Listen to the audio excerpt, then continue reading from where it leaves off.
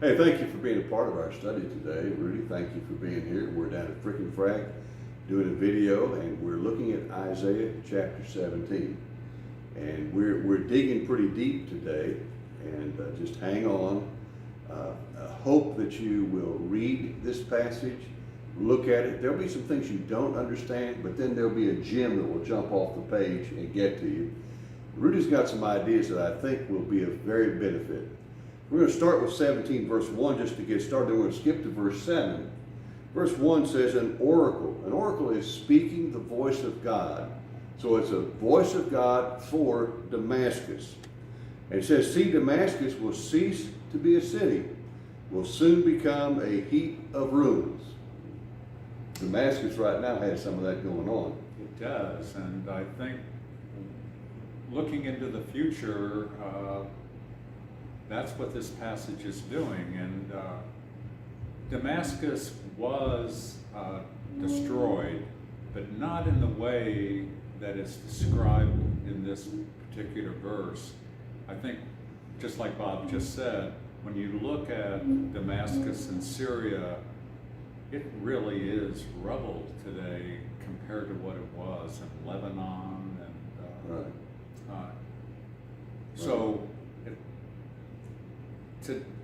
like Bob's always saying, prophecy has a meaning to the people that hear it in the day that they hear it, but it also has a meaning forever, because universal truth, absolute truth, is always true. Right. So let's pick up at verse 7. On that day, people will regard their Maker, and their eyes will look to the Holy One of Israel.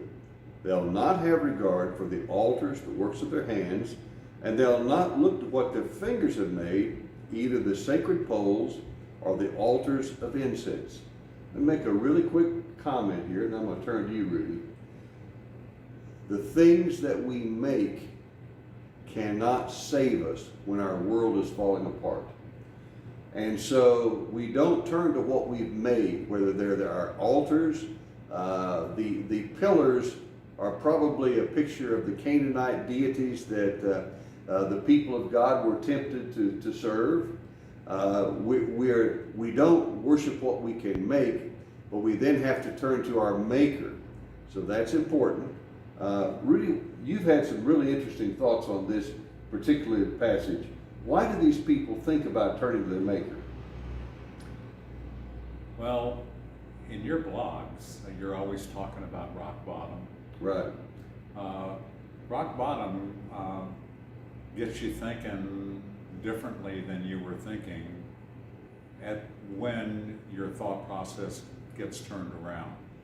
You stay there for as long as it takes for you to wonder if there isn't another way.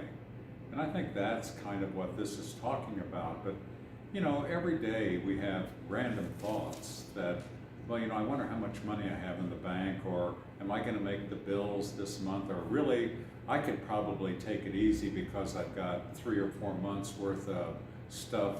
And but the fact is, that's the beginning of trusting in your stuff. Yeah. And that's a point where you should really stop. You should make plans. You should be adults. You're supposed to do the right thing. But if you're really trusting in that, in the way that Isaiah is talking about, then you really just need to stop thinking about it that way and ask God what it is He wants you to do. Right. So tell us why you've got these people up in Syria who are the enemies of both the northern and the southern kingdom, Israel and Judah, and yet they are thinking about turning to their Maker, which would be God. How did they get that thought in their mind to turn to the one true God rather than their idols? Well, I wondered about this years ago, and this is what I believe the Lord showed me. It's like,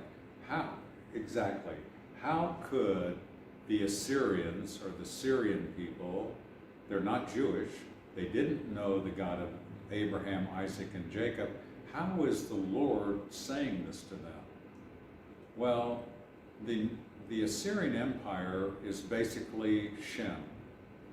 The Egyptian Empire is Ham, and the coastlines are Japheth. All three of these are the sons of Noah.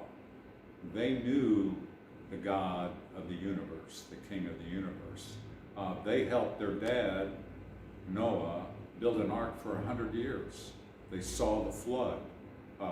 These stories were in their narrative. So that's, I believe, is what God is saying here.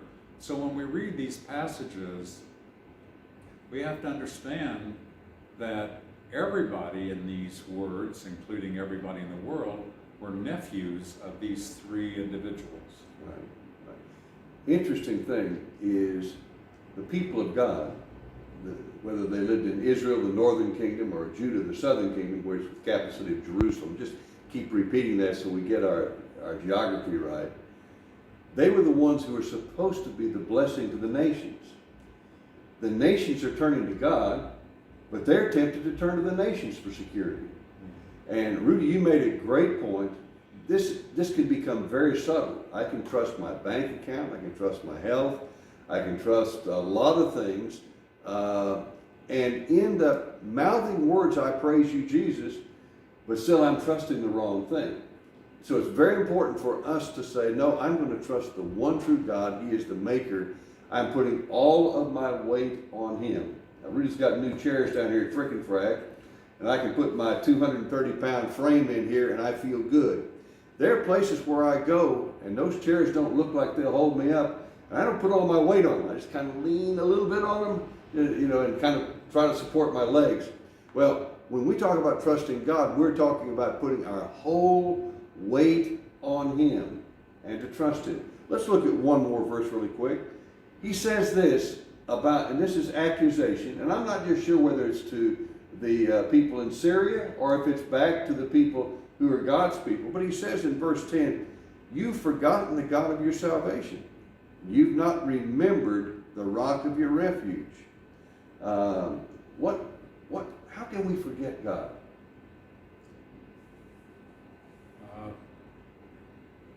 Wow, that's a very tough question. But I think, we were talking about earlier is when we have these stray thoughts and we're thinking about how we built our lives and what sustains our lives. Those are the moments that we're actually beginning to trust in ourselves and not God. And what I can't stop having those thoughts, but I believe what God has given us to do is to say no to that and to begin praising him. Right. And when I do that, it takes my mind to the place that he wants it to be, rather than me focusing in on the world. I think one of the things God continually does for all of us is he just puts his finger underneath your chin and has you to stop looking down and to look up to him. Yeah. Amen. We're going to talk more about trust because trust is an issue that goes all the way through chapter 39 in this book.